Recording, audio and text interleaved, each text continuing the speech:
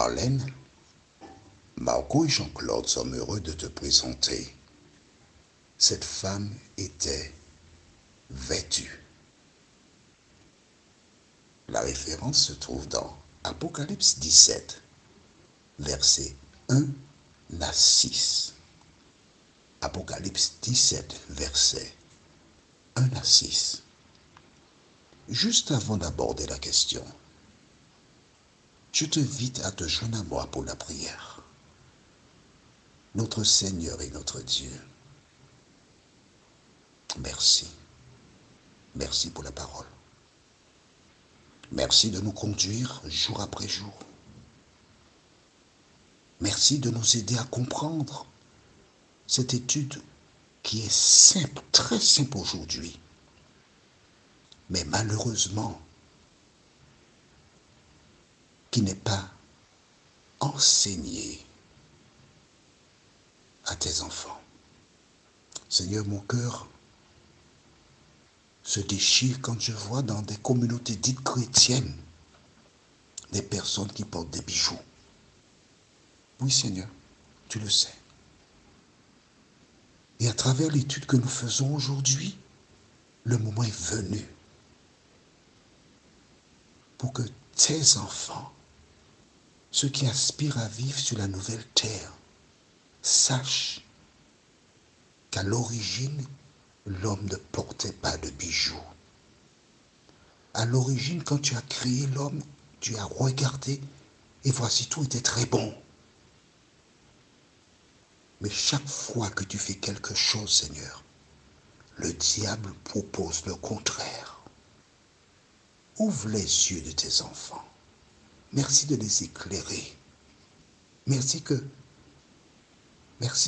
les visiter. Et permets que celles et ceux qui reçoivent ces audios ou qui ont entendu ces audios, car il est possible de les avoir par le biais de la radio, les radios en Afrique, mais aussi par quelle est la réponse pour l'interrogation, le chiffre 2, ce lien que Marlène anime. Il est possible de récupérer ces messages. Permet que celles et ceux qui ont compris la parole prient, te demandent la sagesse et que ces personnes aillent voir celles et ceux qui portent des bijoux et tout en priant pour ces personnes, qu'elles leur permettent d'entendre cet audio, de prier avec elles. Seigneur, merci de nous accompagner. Saint-Esprit, merci de visiter tes enfants qui veulent être sauvés, nous t'en prions. Au nom de Jésus, pour ta gloire éternelle. Amen. Rappelle-toi, Jacob est désemparé parce que ses fils, Siméon et Lévi, ont tué des gens et c'est tout à fait légitime que les familles cherchent à se venger. Et si ils détruisent Jacob et sa famille, le diable a gagné. Mais oui, parce que c'est le diable qui a utilisé Siméon et Lévi pour se comporter de la sorte. Ainsi, les personnes vont se révolter, on viendra, on tuera Jacob et tous ses descendants. Et ainsi, il aura fait capoter ou encore détruire le plan de Dieu, puisque Dieu avait dit à Abraham que c'est ta descendance qui donnera naissance au Sauveur du monde. Or, si on tue Jacob et toute sa famille, le plan de Dieu a échoué. C'était ça le plan du diable. Tu n'as pas vu ça comme ça? Eh bien maintenant tu sais. Mais Dieu, c'est son plan. Alors nous allons dans Genèse 35 et nous lisons à partir du verset 1er.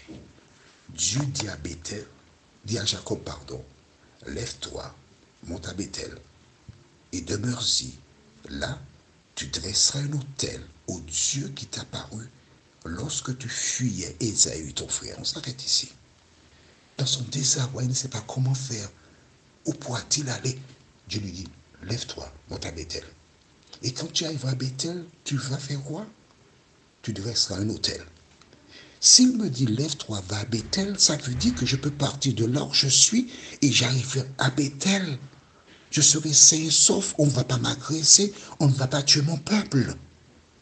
Bethel, c'est quoi? Le lieu où Dieu avait montré à Jacob une échelle qui reliait la terre au ciel et des anges qui montaient et qui descendaient.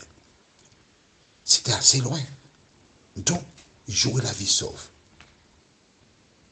Je dois me présenter à Dieu dans ce lieu que j'avais consacré qui serait un temple pour l'Éternel. C'est tout ce que Dieu a dit à Jacob, il n'a rien dit d'autre.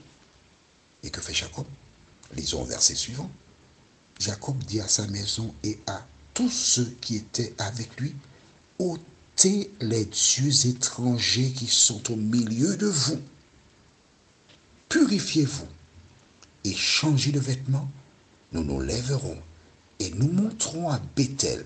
Là, je dresserai un autel au Dieu qui m'a exaucé dans le jour de ma détresse et qui a été avec moi pendant le voyage que j'ai fait. Amen. Que doit faire un chrétien lorsqu'il doit se rendre en présence de Dieu, à l'église de Dieu? Lisons ensemble. Premièrement, ôtez les dieux étrangers qui sont au milieu de vous. Le peuple, ils avaient des dieux étrangers. Jacob le savait, puisqu'il le dit. Deuxièmement, purifiez-vous. Ils n'étaient pas purs. Ils avaient dans leur placard des choses qui étaient contraires à la parole de Dieu. Troisièmement, changez de vêtements. Trois choses. Les vêtements n'étaient pas la gloire de Dieu. J'ai été dans une communauté quelque part sur Paris, en visite, et j'ai regardé des vêtements que je porterais pour aller faire des achats sur les marchés. Vois-tu, mon ami, lorsque tu te présentes devant l'Éternel des armées, tu dois préparer ton cœur, c'est vrai, mais ta tenue vestimentaire doit aussi rendre gloire à l'Éternel. Lorsqu'ils entendent dire cela, que firent-ils? Lisons ensemble. Verset 4. Ils donnèrent à Jacob tous les dieux étrangers qui étaient entre leurs mains et les anneaux qui étaient à leurs oreilles. Jacob les enfouit sur le térébinth qui est près de Sichem. Ensuite, ils partirent.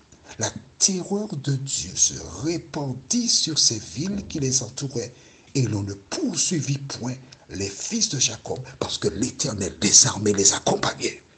Mon ami, si tu veux que Dieu t'accompagne, enlève les dieux étrangers, purifie-toi, change de vêtements, enlève les anneaux qui sont à tes oreilles. C'est marqué dans la Bible, c'est pas moi qui l'ai inventé. C'est pas moi qui l'ai inventé. Mon devoir consiste à te le dire, libre à toi de porter tes anneaux, de porter tes chaînes, des affaires de ce genre.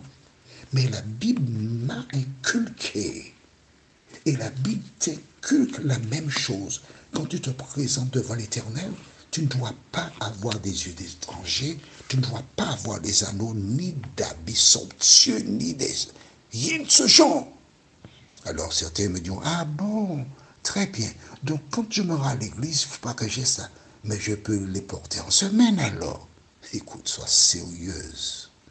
Sois sérieuse. Toutes les fois que tu pries, tu fais quoi? Tu appelles Dieu. Tu évoques Dieu.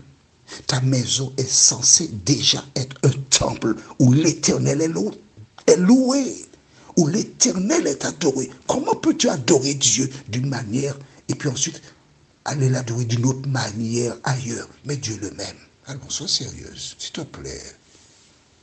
S'il te plaît, mets en pratique la parole. Allons dans Apocalypse chapitre 17.